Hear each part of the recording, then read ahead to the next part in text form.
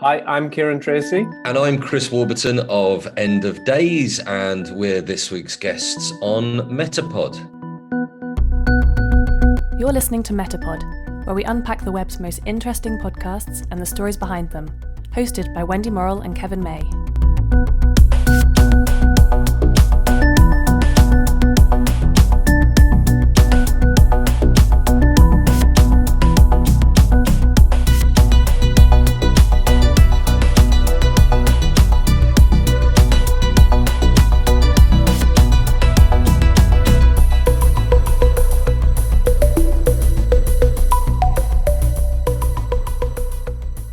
Greetings, everyone, and greetings, Wendy. Hey, Kev, and a warm hello to our dear listeners.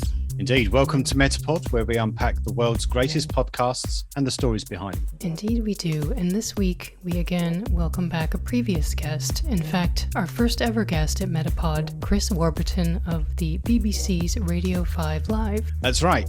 Nick Hilton came back in episode 31 to talk about the follow-up to his first podcast, The Town That Didn't Stare, from episode 4, with his new one known as The Town That Knew Too Much. And back when we first spoke to Chris about his podcast, Ecstasy, The Battle of Rave, we asked if he'd return someday to discuss an earlier podcast that he'd worked on for the BBC, known as End of Days. Yes, and being the nice chap that he is, Chris suggested that we have his producer, Ciaran Tracey, along too. So we've got the pair of them for you today. So End of Days is an 8-episode podcast from late 2018 looking at the Waco, Texas siege and deaths of 86 people, including children and 4 government agents. In particular, the podcast focuses on the British victims who were lured to the Texan compound by cult leader David Koresh and some of his most loyal followers from church groups in the UK. Ciaran and Chris spoke to a number of members of the victims' families to learn about how they ended up in Texas and the events that followed. Some of it is tough and perplexing to listen to, not least because of the opaque religious doctrines deployed by men such as Livingston Fagan. Fagan lost his wife, mother, and many friends after leaving the compound before the final showdown with government authorities, and he still believes that Koresh will return. Yeah, so Ciaran and Chris talked to us about their experiences and challenges when producing the podcast, including when they visited Mount Carmel and the town of Waco. Okay, let's hear from them now, shall we? Okay, let's start the tape, please.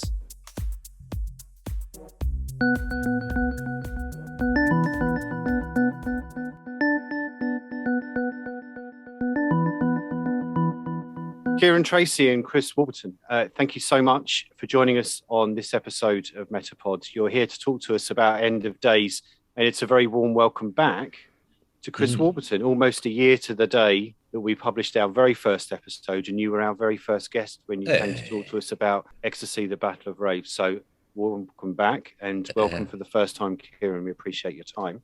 Thanks for being Well, thank you. And it's great to be back. And it was an honour to be your first guest. And it's amazing how many episodes you've done since then. I mean, not much has happened in the world, really. No, it's been pretty quiet. It's been pretty quiet indeed. Well, So, really right, okay. So, and we said right at the end of that interview, we would love you to come back and talk to us about End of Days. And here you are. And you said, I'd like to bring Ciaran along as well. So here you both are. Right, okay.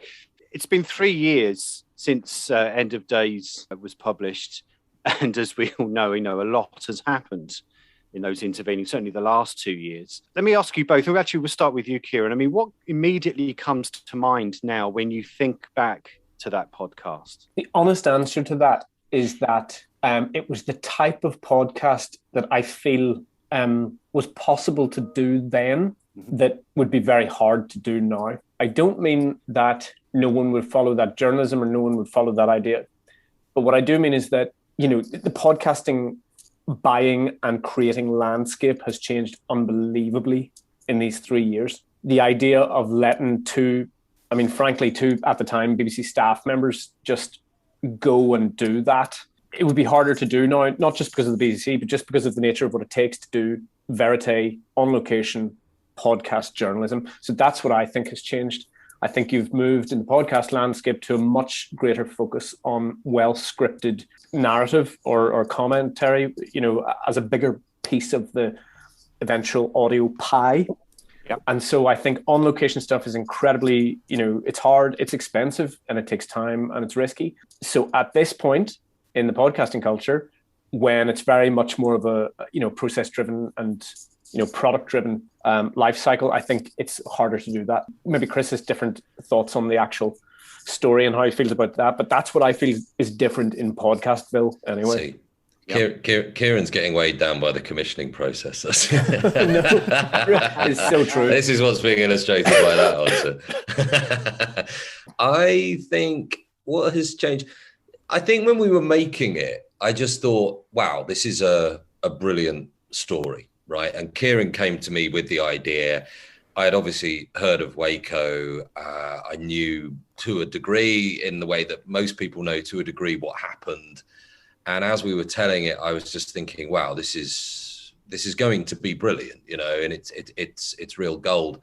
When I look back now, a few years on, I actually look back on it with a lot more pride than I probably anticipated I would during the time that we were making it. And the reason for that is because it was an incredibly original piece of journalism, which came from Ciaran, and I'm sure he'll explain where that came from. And the response you get from people when you say, oh, well, Waco. In fact, people fit into three categories. They've even never heard of Waco, and therefore this is a brand new experience for them in total. They've either heard of Waco, said, yeah, of course, yeah, I remember David Koresh, and yeah, I remember that. But they don't know about the British element. And that was the majority of people, I think. And then there was a smaller category that knew about Waco and knew about the British element as well. But those many, many people who have said to us, I thought I knew everything there was to know about this thing, but in fact, you've told me a completely different element of the story, and you've done it really well. That to me is what generated the pride in the journalism and storytelling. And so I look back on the piece, and I think, Ciaran and I have both got a great deal of pride about what we made. And that's my thoughts. And I think I'll probably always look back on it in the same way. Okay, so, and that kind of leads me to my next question, really. And Ciaran, you first again, please. Wendy and I were talking about this earlier on today when we were kind of planning this interview, and we were trying to remember what our memories of Waco when it happened were. And they're kind of dusty building in the distance on fire, tanks going in, ATF, FBI, et cetera, but a little hazy. I mean, Ciaran, what were your kind of recollections at the time? What camp did you fall into that Chris just mentioned there? Exactly the same as yourself. I remember the vivid imagery. I remember David Koresh. I always had that name kicking about my head. And of course, his face, was always in the back of your mind in the pop culture. I mean, 93, just after like LA riots, Gulf War I, all that stuff, Clinton, Bob Dole, Ross Perot, all that stuff. So you have this sort of, Terminator 2, that wrestling and things like that. That was the culture at that moment for me as, a young teenager or whatever. And, but there was this dark, weird thing with a big fireball over in America that I was, didn't quite fully grasp, obviously, except knowing that David Koresh was some bad guy. I obviously hadn't a clue any Britons were involved. It came back into my life in a weird kind of way. I kind of come from a heavy metal background, and there happened to be a heavy metal band that I liked at a particular time, and they had used a sample at the start of one of their songs, and it was all about David Koresh. And it was actually, I later found out, it was taken from the congressional hearings into Waco. But it must have planted a seed in my mind again, maybe in my 20s or something like that, that kept that seed there going, what was that evil that is clearly there to plumb in storytelling terms? So in the camp, I knew nothing about the specifics of Waco other than big fireball in a dusty backwater. And that was me before I fully clocked the British story. Yeah, and you, Chris, what category of your own making there did you fall into? Yeah, I mean, I was a teenager, and I remember, it struck me as being one of the first stories, and Ciaran mentioned the Gulf War as well then, one of those first stories that really we were getting, not necessarily absolutely in real time as you would get these days, but certainly in the evening news from America, or that kind of CNN, the beginning of the CNN culture of rolling news and what have you. And, the world was a much smaller place then, wasn't it? In terms of news and connectivity and being on the spot and all the rest of it. And so it was that combination of, we can actually follow this story from overseas as it happens to a degree. And it just felt like only this would be happening in America as well. That was what struck me. I thought, oh yeah, that's a kind of American thing. But like you say, as soon as you got to the end and it was the disastrous end of the whole thing, I had no idea of the debates around government overreach and, the constitutional issues that came up in terms of freedom of expression, freedom to bear arms, all that kind of stuff. And it's only as you get older and you start engaging more with the story, you understand how there's this almost line of the events from there to, almost to Trump and the Tea Party and all of that kind of stuff. You follow a very sort of curvy line to get there. But, you have no idea of that when you're first engaging with that story. And it's weird because you have those memories of sitting on the sofa and watching it in my mum's house when I was growing up, and then a gap of absolutely ages before I engaged with it again and had a completely different understanding of it. Yeah. I'd just like to congratulate you both for surviving that eerie prediction in the last episode of the series and for coming back 3 years on to talk about the podcast today. So it's good to be here. What a relief. I know. And I'd like to say my memories, I was about 18 at the time, and it was just constantly on television to the point where it's like, what are the wackos doing today? And having revisited this through the podcast, I have taken up an interest in Janet Reno's role in this, which I think I was completely unaware of, sadly, until recently, and that's quite interesting. So thank you for that. I'm curious, at the time, Ciaran, you were talking about just the process of making a podcast back in 2017 or 18. When you were speaking with people, did they understand what a podcast was at the time? That's a really good question. Probably not, because, the culture was still, obviously, radio people and all that, and early adopters had been, devouring pods from 2013, 14 or whatever. I would have thought that, given the age of a lot of the people that we were talking to, who were probably in their 50s, these people were in their 20s and 30s when Waco happened. So, by the time me and Chris get to talk to everyone, they're maybe in their 50s, 60s. It's not unlikely. It's not something we sort of chewed over. We would have probably just approached it as a series of, a documentary series, an audio documentary series. I don't think we would have majored on the fact that it would be a podcast. I think nowadays, people, probably would grasp that. But I would wonder, even nowadays, that people would fully get it. No. So no is the clear answer. No, we didn't. Was there anything particular that characterized the look back from people on the US side or the UK side? I think on the UK side, I think a fair amount of just bafflement. But on the UK side, I think people didn't quite appreciate the role of one particular church that was in the UK and remains in the UK and worldwide. But people, I don't think, I think that would have been their only point to lock onto in this. I think the thing for me, and frankly, I'll just say it, because the majority of the dead were black in Britain, right? I think they were treated as not really worthy of the serious attention.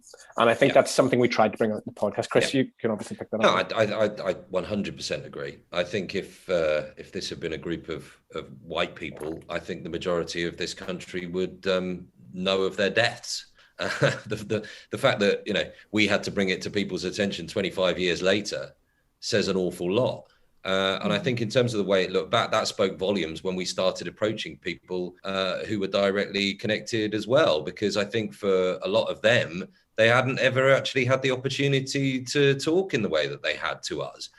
Perhaps people like Livingston Fagan, who was, as an individual, much more intimately connected to David Koresh, and therefore becomes a more interesting proposition to some people who want to tell the story more closely to Koresh, then I get it. But in terms of some of the other people, if you think of people like George and Dimplets Taylor, for example, they'd never been approached to tell their story before. And so, being given the opportunity to do so and feeling that they were being in good hands to do so as well. I think they saw as an opportunity to go on the record that they probably were never going to have again or before.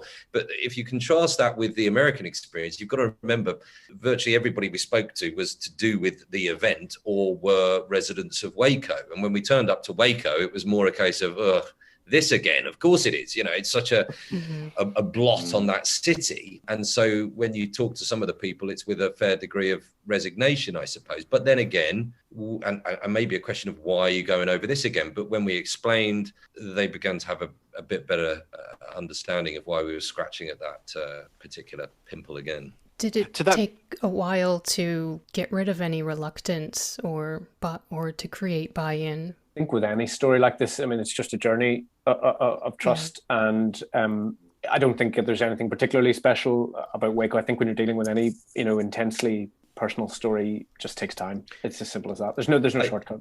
I also think with, if we had only been interested in trying to speak to people like Livingston, Fagan or Sam Henry, who obviously went through absolutely tragic situation. But again, Sam is someone who has told his story many times before, but when we were able to say, look, we've spoken to these people, people that hadn't necessarily had an opportunity in the past, then it becomes a bit of a domino effect, really, because other people turn around and say, oh, you really are committed to telling this properly.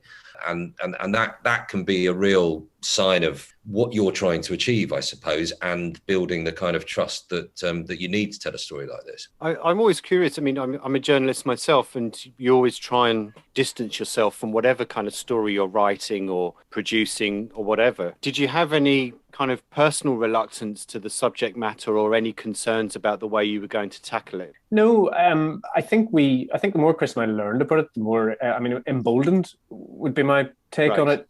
For everything that Chris just said a couple of answers ago, absolutely emboldened to tell it. Not reluctant at all, because I think, the chief antagonist is dead, so you can't hold him to account, right? So that if you had to have been dealing with the chief antagonist to get him on board, to convince that person to have their place in it, as in situations now where you might want someone who's living to be held to account, there'd be a lot more negotiation and, the dance. Livingston was as close as we got to that, because obviously he was, the only convicted Branch Davidian that we talked to, albeit that he wasn't the instigator. That could have been difficult. It would have had its own difficulties. But again, that's part and parcel of journalism 101 as well. So no reluctance or no. But at the heart of it, again, it's the same with all of these things. It's the responsibility of making sure that you are getting everything absolutely right. The level of accuracy required, particularly when you're putting something together, which is what's the best way of putting this? You don't want people to turn around and say they didn't get it right, and this is on the record for our loved ones ultimately. Right. And there's a responsibility there which you have to manage really carefully. I felt that throughout the podcast, in some of the conversations, there's this sort of stop phrase, I guess, that people use where there's clearly a misunderstanding or there's not a persuasion happening, and that's you've got to understand, and then it proceeds to a explanation of the scripture often. Where does it leave understanding? I guess you must have heard a lot of conversations like that, and where do you go from there? I think the answer to that is that Chris interviews for a living. It's his day job. He has a finite amount of time to get to the gist of things, right? So and he has to do that under the pressure of being heard by, the nation, as it were. So when we approach dealing with people who have a carapace of a narrative that they have, right? So they have shielded themselves in this almost impenetrable narrative. To get them, everybody needs a narrative. We all have this, we're all the same. But when you've got like a big story and that's your protection, actually the skill of just saying, right, we're just stopping for a second here. What we're telling you, what we're asking you is this follows, and we need to know. We actually just need to know. And I can remember a couple of occasions when we had very, very long-winded exchanges and interviews. And actually there comes a point where you have to talk turkey. And maybe Chris could sort of... Well, I just remember when we were interviewing Livingston Fagan, which went on for about 4 hours, he would repeatedly say, in answer, he'd say, in order to answer that question, Chris, we have to go back 2,000 years.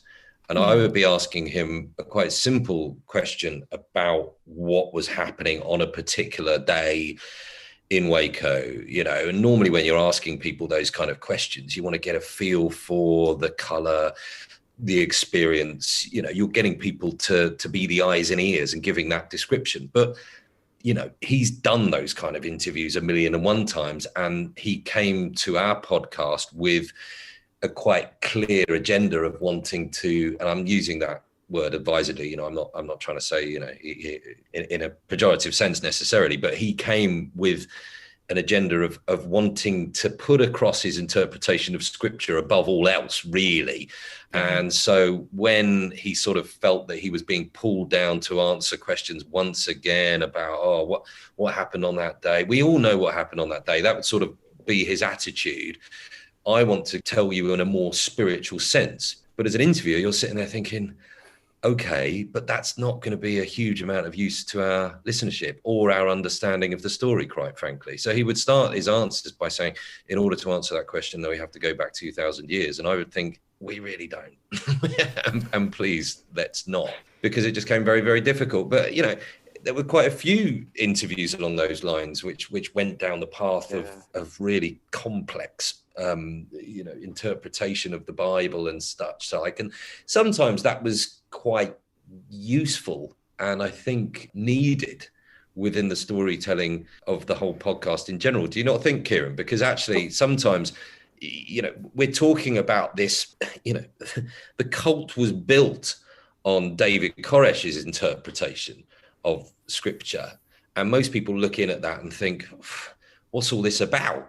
And to have people almost tying themselves in knots as they're trying to explain it to you highlights an awful lot of what that was all about. The total duality of that is that Chris has highlighted Livingstone there, who was impenetrable on matters of scripture, you know, in terms of getting normal answers. But on the same side, a lot of the people who lost their loved ones still retain the same analysis. They have the same faith, even after everything. And they couch that experience in those same terms. So it's not just that, you know, we're talking about a person who was, you know, a bit of a challenge for us, being full of this, you know, stop, what you've got to understand is that was also the case for people who had suffered tremendous anguish that we can't even imagine, because they too, they're still, you know, that's the life they have lived. And it's not up to us to gainsay that. It's just the life they have lived.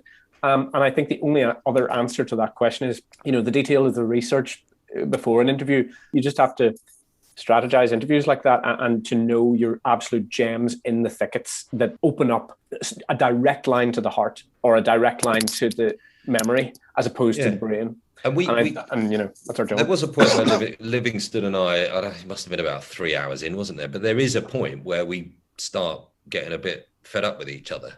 And I think there was, I can't remember the exact exchange, but he said, "No, Chris, I have to say this." And I kind of said, "No, you don't, because I'm just getting." It got a bit fraught, didn't it, Ciaran? It's quite tense to listen to those moments. I haven't listened back to it for ages. No. I will one day, but it was tense in my memory as well. Yeah. Well, I don't. Sorry, I just related to that, if I can. I mean, I don't want to pry into your own upbringings and backgrounds, but did you learn anything through their interpretation of the scripture when they were trying to explain things that you just thought, okay, that's an interesting point, I don't necessarily agree with it, but I didn't know that was portrayed in these ancient texts? The point is a lot of, and I'm no expert on the Bible, but I know that the books, Livingstone, etc., would lean towards like the book of Revelations, the book of Daniel, which in biblical terms, I understand are pretty impenetrable parts of the Bible anyway. So, but I don't want to get too much into that because I don't have a good enough understanding. But I think even people who might not have a particular reason to interpret it in a particular way would still find it quite difficult to explain to you what it's all about. Is that reasonable, Ciaran? You know the Bible better than me.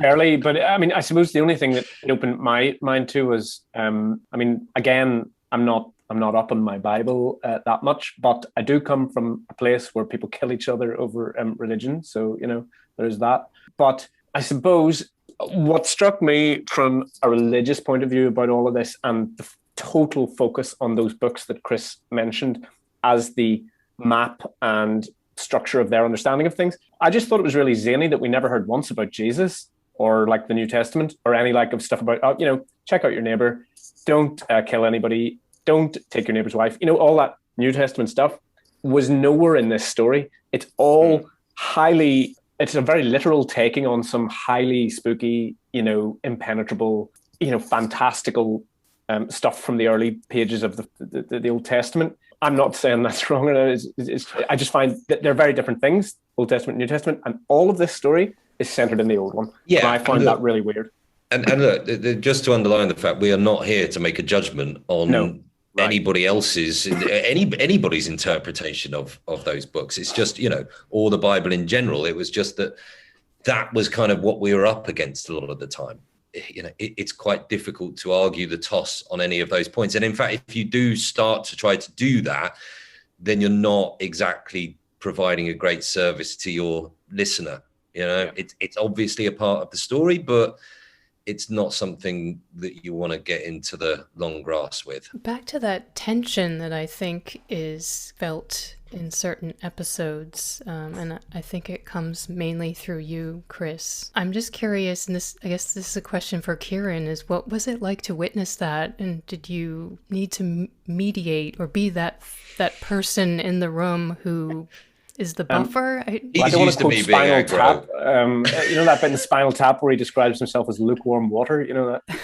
But I think I come from being a reporter with a producer behind me, and I come from being a producer with having had many reporters in front of me, and I've learned just write it. Of course, I'm sitting there with a billion. Any producer sits with a billion questions they want to. Say this. But me and Chris know each other very well now in terms of the way interviews go.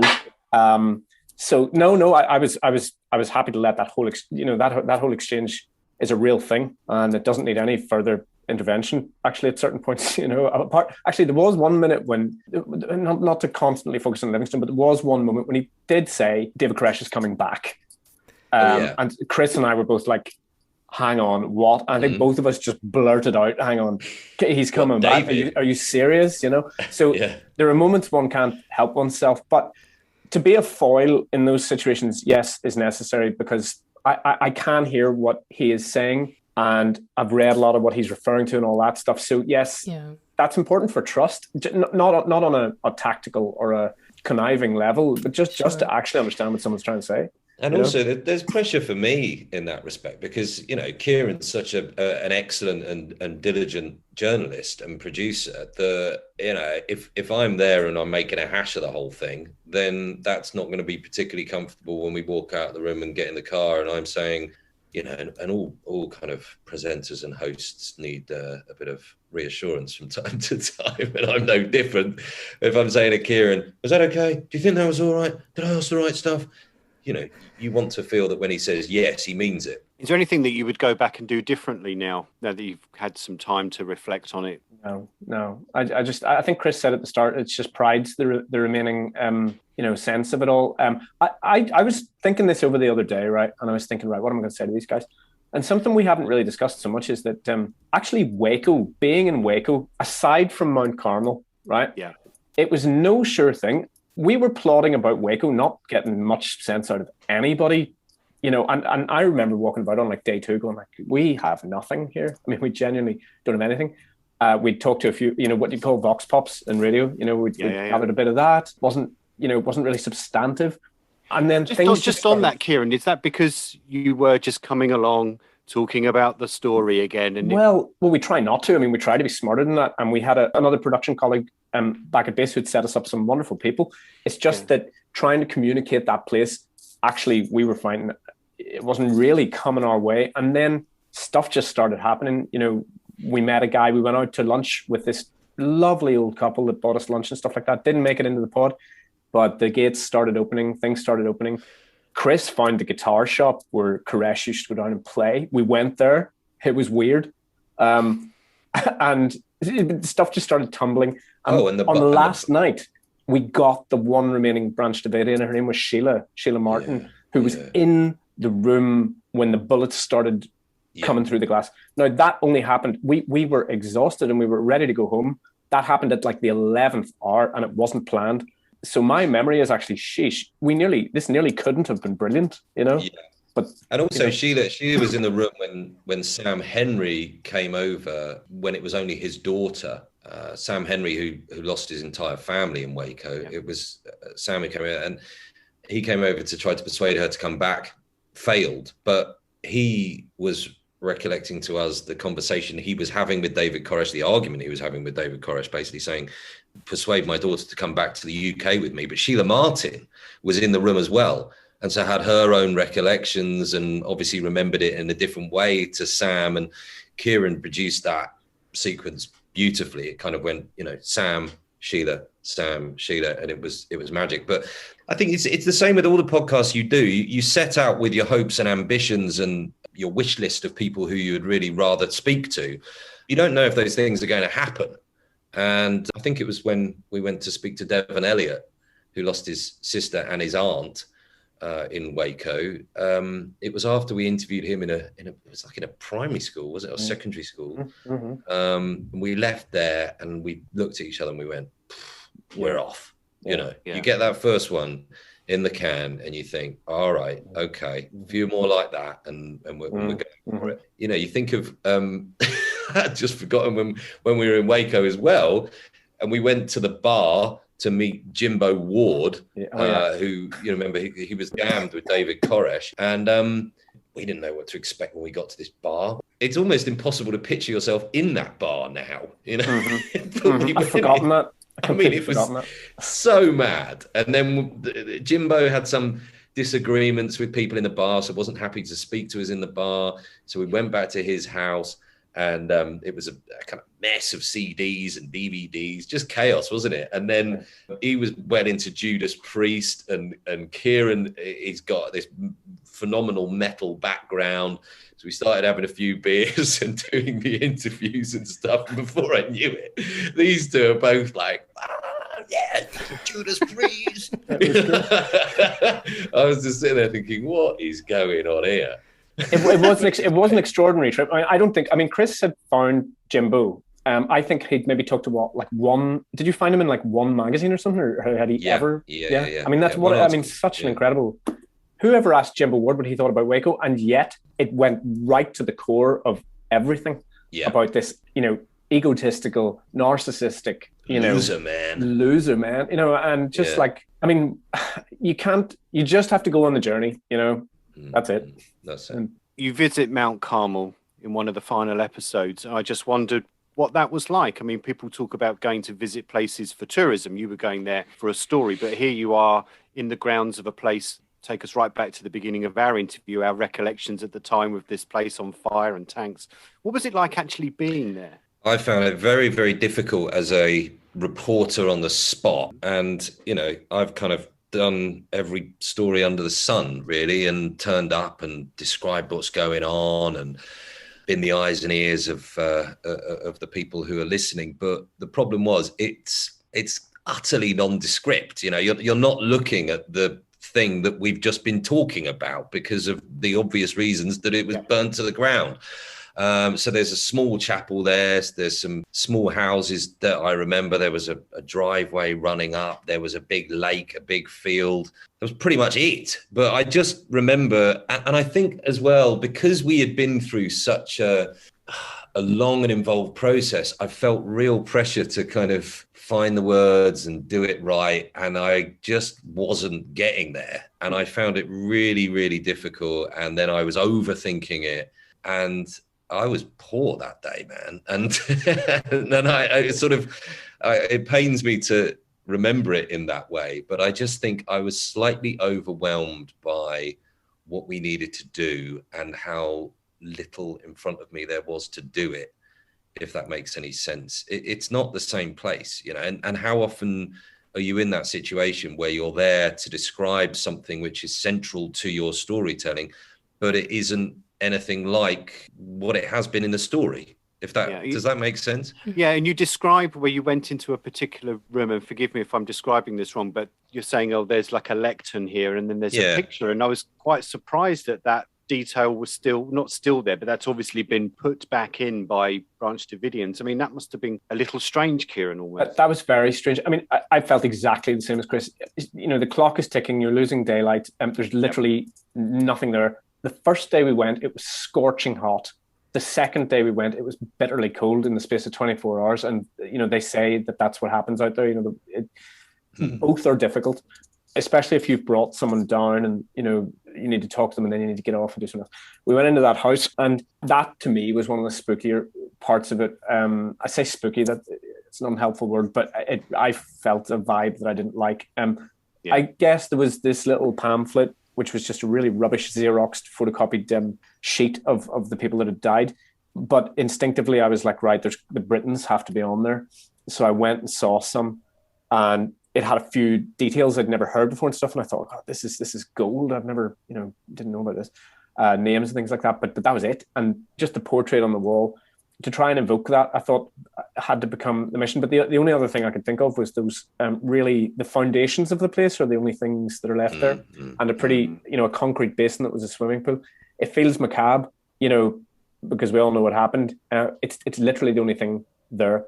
An odd person turned up, you know, quite at random that Chris and I were able to talk to. I can't really remember. He was apparently a Branch Davidian. I'm not so certain. I think it was a bit of shilling and things like that. I'm not so sure.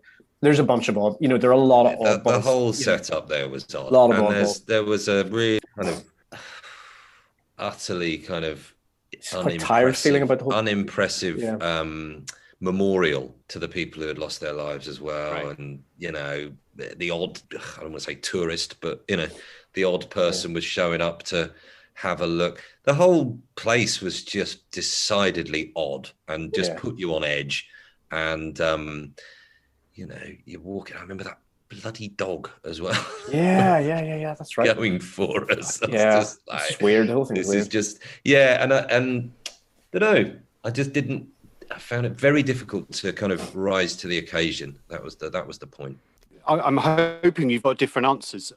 I'm interested in what you found to be the most unsettling part of either your investigation or the final podcast. And I'll give you my answer first. And it was in the very first episodes when you're talking about the churches in the UK and people coming over and just that kind of concentration of both scriptures and everything else as it kind of came together. I found that more unsettling than some of the later bits when you're talking about the long siege, 4 or 5 weeks, I think the siege was, and some of the stuff after that. Do you have perspective on what you found most unsettling in the stories? You want me to go first? I think, I think I tend to agree with you in a way, but I think it was more when it was these astonishing situations which were happening in settings that we recognize and understand in the UK. You know, this wasn't some far off situation that we remembered from CNN and all that kind of stuff on the other side of the planet.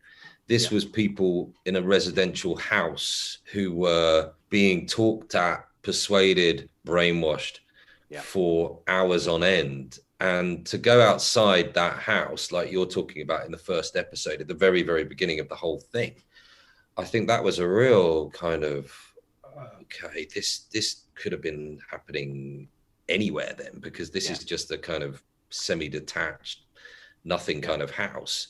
And I did find that idea that it could have just been happening under your noses pretty disturbing. Yes, the seeds of the story are perhaps... for me, the most unsettling. Ciaran, sure. do you have the same opinion? Or I mean, I suppose you do encounter things, you know, one listens to war journalists and stuff, and I mean, you know, I just don't know how they function, but I just found, unfortunately, we had to wade through a lot of the coronial material, and you can't avoid seeing things, and I'm sure I don't need to detail, but it was a horrendous end for a lot of people, and frankly, you don't have to look very far when all that stuff is just, you know, offered up to you by the internet. I really found that quite difficult. So because at that time we were learning more and more and more and more about these quite brilliant people. And then I have to read these awful, you know, coronial sort of elements. So That's maybe not the question you're asking, but that's probably the answer I have, if you know what I mean. I know Janet Reno has taken some level of she did take some level of responsibility for this incident. Did you have the sense that the families of the British victims felt that was sufficient, or that they received an apology from the UK government that was sufficient? I will just say it has been a couple of years since I've been in, both of us, I'm sure, have been in the thickets of all of this, but I'm pretty sure the answer is no. I don't think any apology could suffice. And I mean, I don't know what the official outcomes, my memory has gone. I do remember we interviewed the ambassador to the US at the time, or someone who was in the diplomatic corps at the time, Lord Rennick. Again, I'll come back to that first thing that we said about these British victims being fundamentally overlooked. They did get a coronial process in the UK. They did get that, and their experiences were explored for whatever it was, a week, 2 weeks in a UK court. But other than that, I mean, they not really taken. I didn't get the sense that they really feel that, and I don't want to speak on their behalf at all. No, I'm just going by my own judgment. The engagement with the state, as in the UK government, didn't really seem to be something they had a major recollection of, which seems remarkable given the circumstances. Yeah. But no, I like I say, I don't want to go too much into talking on their behalf and getting things wrong. Is that an element that you hoped listeners would tune into and maybe question and want to know more about, why there wasn't more state responsibility taken? Of course we want people to listen and think, what the hell allowed this catastrophic misjudgment and catastrophic outcome? But actually, as far as US governance and agencies and executions of big situations like that, that's a level of detail that I think the British audience doesn't quite have the sort of background to digest easily, nor do I. I have to say it took me months of research to find out, ATF is controlled by this, it's this org chart of mess that contributed to Waco. We tried to explain it briefly in the pod. And yes, people should be alive to, like, how could that ever happen? In terms of accountability, I'm not certain that was our goal. We wanted simply to say, you're going to get to know these people because they were people. In terms of accountability, Chris, sorry. No, I was just going to say, I think with all the stuff that Ciaran and I have done, I think you have to be very clear at the start as to the story that you are telling. And, every single time we would say to each other when we were scripting, when we were working out the pace and flow of episodes and the content of episodes, it would be, hang on, let's bring it back to the British people, bring it back to the British story, bring it back to what is new in this to our listeners, right? We are not retelling everything that happened in Waco, right? Because we would have been there. It would be another 10 episodes if we were going to continue to tell it in the same kind of detail that we went into with the British story. So, we obviously gave the key points in the story of Waco when it came to the siege and when it came to the final events. But, you could go into so much more detail, and we were very aware of that.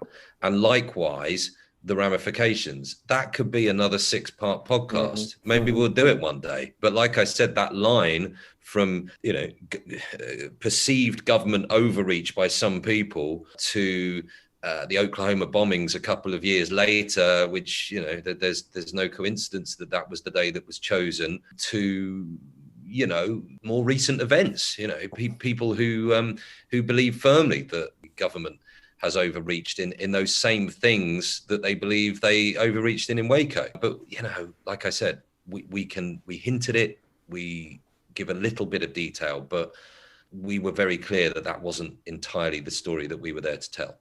Yeah. Do you think, it's a very much a story of a time and a place, obviously, and it was access to mass information and mass media and internet and et cetera. Do you sense the story would have unfolded in a different way? And I'm not talking about your story within the podcast. I'm just talking about now the Waco incident in more modern times. So maybe the people that would have been there would have been better informed as to what was going on the outside, for example. Okay, we might we're in the middle of a siege here. We should probably try and escape. There's the talk of the one person that's in the podcast. I mean, I just wonder.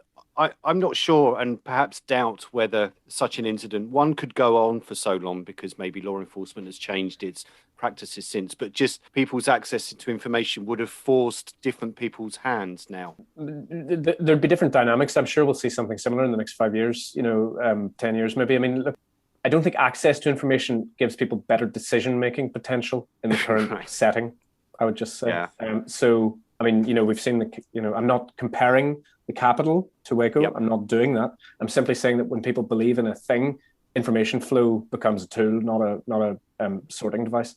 David Koresh would be a media colossus in the nowadays telling this story with his own ways of using media, and his followers would do the same thing. And I'm sure people make blunders, and I don't think it's unlikely at all, actually. It does kind of lead us to ask then, really, I mean, what is the lasting legacy of Waco? All we wanted to say was the legacy we want to give is for those people that died, because they did not have a voice. A terrible journalistic cliche, but nobody knew who they were. Nobody knew what they did. Nobody knew what they sounded like or what their thoughts were, what their lives were like. Our only goal was to say, here is the story of those good people who were deceived, and you should know them. You make your own judgments, but you should know them. And that was it. Yeah.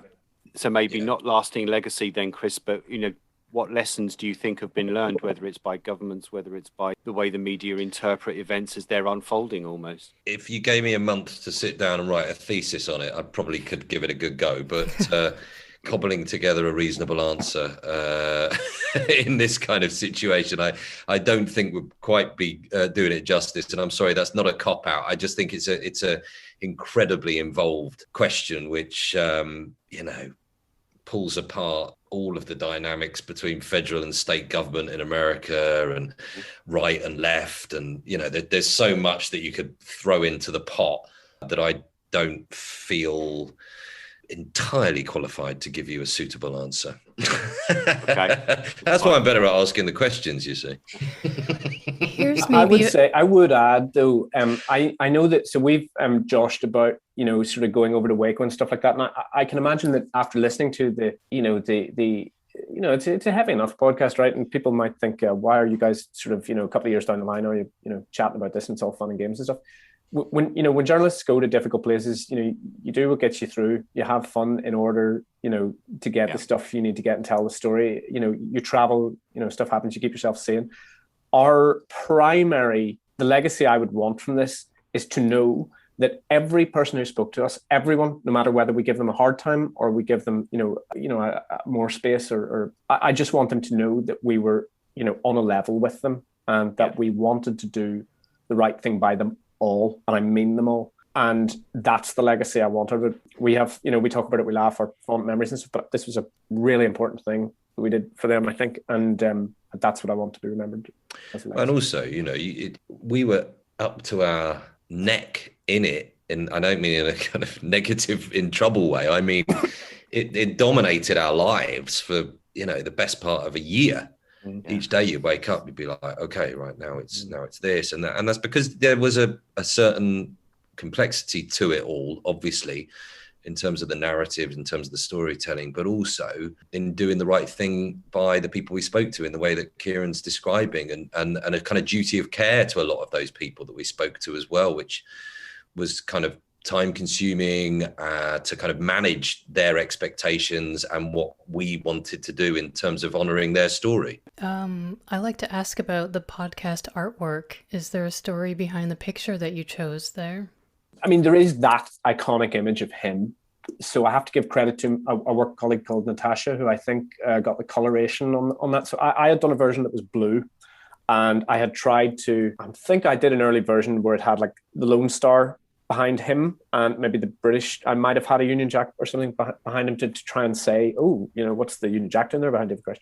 But I think I come up with putting some Bible stuff behind him, but my colleague Natasha actually, I think, got that coloration. And I as soon as I saw it, I was like, that's it, no questions asked. I think I tried to be really, really specific about the imagery, that we developed to get it. So I remember sitting researching, dusty Americana, you know, the water towers and the rickety windmills and things like that, and saying to my colleagues, look, this is, you know, you have to be enticed to listen to this, and, you know, we want to give a sound experience that's more than just the story, which is why we used Earth, you know, as the music. It's got that beautiful dark Americana. So because it all brings you where you need to go, and the art does that too. And I really truly feel that art has stood the test of time. I really, really do. So I was thrilled. I'm sorry we have to use the man who is the cause of so much absolute misery as the focal point. It shouldn't be that way, but that's news, you know, unfortunately, that these people do become the figure point. So yeah, I'm glad you like it. I was over the moon with it. Well, as we're coming to the end, I just think it's worth saying I was a podcast listener, and I used to listen to a football podcast once a week and some music once. And it was listening to this 3 years ago that really kind of got me back into listening to history podcasts, true crime podcasts, and more documentary things. So all credit to you for bringing me back to the podcast world. And really thank you to Chris Warburton and Ciaran Tracey for joining us on MetaPod to talk about End of Days. Really appreciate your time. Thank you. Thank you. Thanks, guys.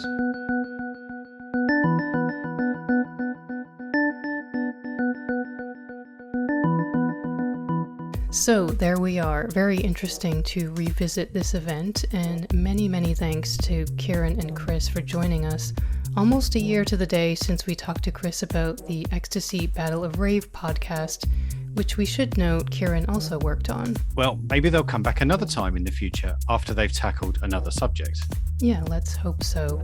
So please, guys, do another podcast and come back to us at MetaPod. You've got an open invitation. Indeed they do. Okay, what's coming up next on MetaPod over the next few episodes, Wendy? We've got 2 terrific music-related shows to share, Tape Notes with Radio X presenter John Kennedy, and 60 Songs That Explain the 90s with music critic Rob Harvilla. Yes, both excellent podcasts, which we recommend you listen to as many episodes of theirs as you can ahead of our chats with them. In Machines We Trust from MIT Technology Review is another terrific show we'll feature on MetaPod soon, and we'll be speaking with the show's host, Jennifer Strong. And there's plenty more over the coming months too. In the meantime, as always, if you like our show, then please leave a rating, hopefully a good one, or a review wherever you listen to us. We'd love to hear what you think, and it also helps others find us too. It does. Okay, so until the next episode, Mr. May. Okay, thanks everyone for tuning in, and we'll see you next time. That's it for MetaPod this time. Thanks for listening. MetaPod will be back soon with another unpacking of the web's most interesting podcasts. But in the meantime, make sure to subscribe at any of the usual places you find your other favourite podcasts. We'd hate for you to miss upcoming episodes, and we'd love it if you left us a review. You can let us know what you think of this episode by going to metapodshow.com. We'll see you next time.